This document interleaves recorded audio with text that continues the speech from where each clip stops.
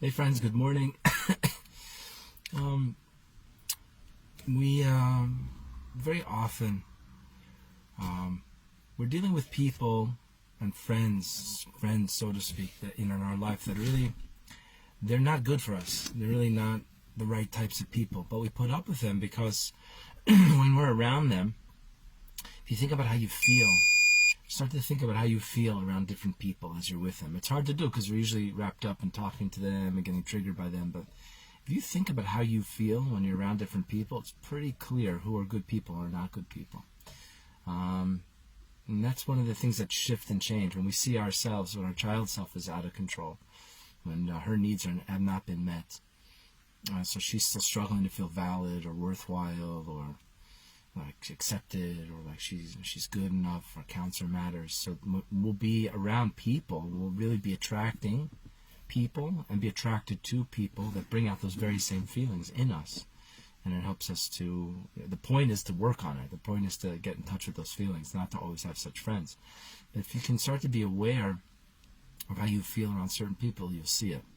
And as we shift and change, as we start to be the adult self, taking care of the child self, how we feel about ourselves change. We're no longer interested or attracted to or okay with, or feels normal or familiar to be around people that make us feel in those same old, about to be abandoned, not cared about,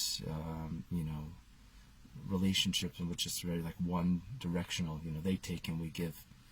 So one way to start to determine who those people are, obviously we're doing the work ourselves, inside of ourselves.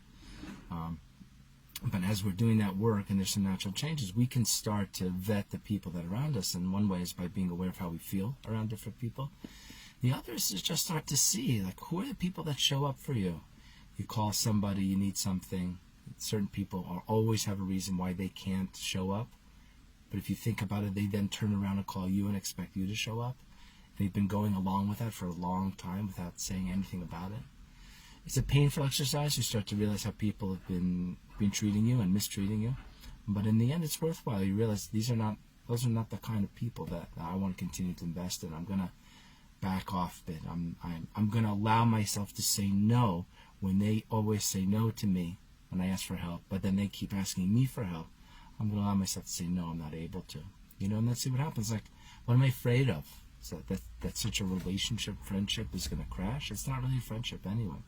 So these are two ways to, as you're doing the shifts and changes inside, to no longer be okay with the kind of treatment that you get from certain people, the certain dynamics that feed into feeling invalid and not worthwhile, not accepted. As you're doing that kind of work, you can do these two techniques to really get clearer about who are people who should continue to be in life and who shouldn't. But to be in touch, how do I feel around certain people? And then start to take a look at who are the people that ask of me but seem to never be there when I ask of them for help. Anyway, try it out. Let me know how it goes.